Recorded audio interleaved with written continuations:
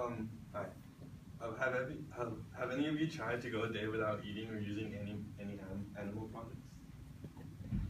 Okay, that's good. Alright, I'm going to be talking about veganism and why you should consider this type of lifestyle, and also about like the effects on the planet, ourselves, humans, and animals. According to Marine website, a vegan is a person who does not eat any food that comes from animals,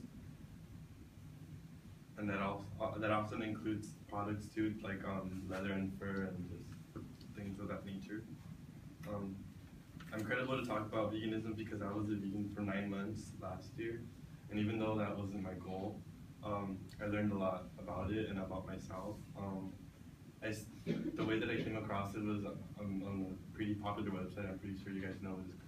It's called Tumblr, and it was a link to this documentary called Food Inc. And I obviously can't show pictures of it because it's very graphic, and that was part of our deal. But I think you guys should watch it on your own free time because it's something that you have to see for yourself to understand and to get like why people do this in the first place.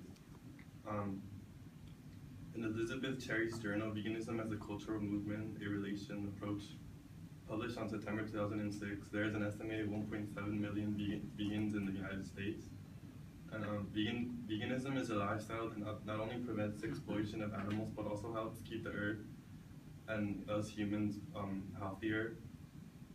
Veganism seeks to exclude all form of cruelty to animals for food, clothing, or any purpose of that sense. And now I'm going to be talking about animal cruelty. We all know animal cruelty is a sensitive topic because of what happens to these animals is unfair and cruel. Being a vegan, right off the bat, you help prevent this from happening because you obviously don't eat meat. And this doesn't mean that this obviously doesn't mean that these factory farms are gonna like stop killing a cow because you just don't have to eat meat. Instead, the more the people that stop eating this, the lower the demand for meat. So that means, according to the Humane Society, 7.5 billion animals were slaughtered just in these past 2 years. And these are animals like cattle, chickens, ducks, hogs, and sheep, and lambs. Cows, they're slaughtered at the age of 3 to 4, and they can live to be 20 years old or longer. And they're usually slaughtered when their milk production is no longer profitable. So that would be something like their sicknesses cost more than what they're making out of them. So instead of dealing with them, they just slaughter them. Broiler chicks is what you guys usually eat at like McDonald's for chicken nuggets and all that stuff. And they're slaughtered at just 6 weeks, and they can live up to be 15 years or older. Sheep are slaughtered as lambs, or they could also be slaughtered at the age of 3 to 4 months, but it depends. If they want them for meat, they slaughter them as early as like a week.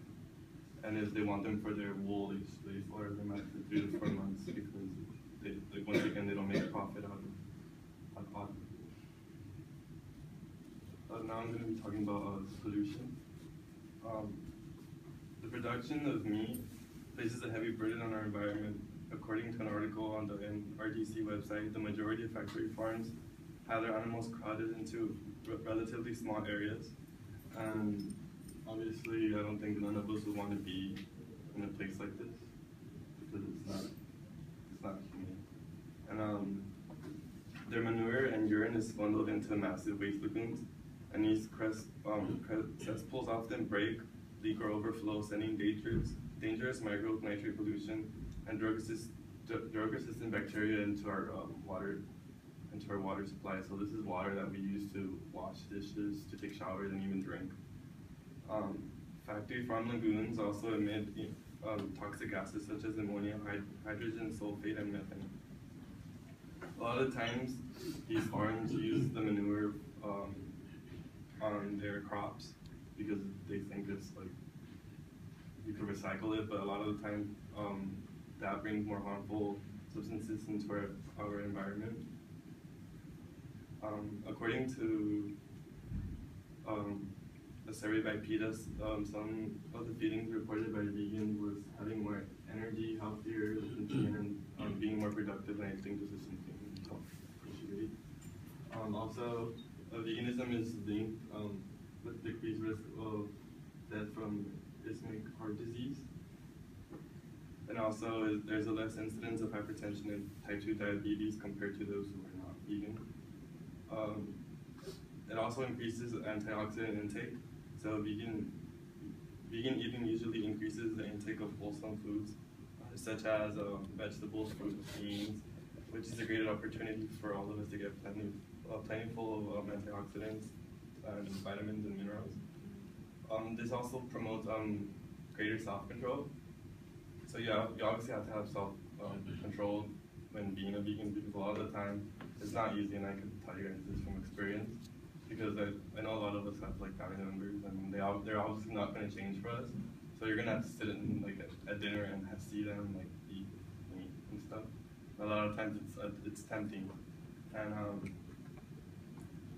so yeah, and you get a greater self-control, and that's always a good thing. I'm going to be talking about food because a lot of the time people get like concerned that like, what am I going to eat? They think that it's just plants that you eat, but that's not the case. It was actually really good. And it's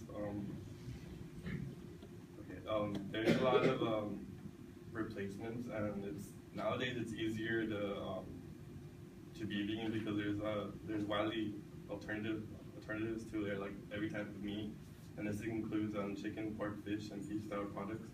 And you can find these at like local supermarkets like Whole Foods, Trader Joe's, and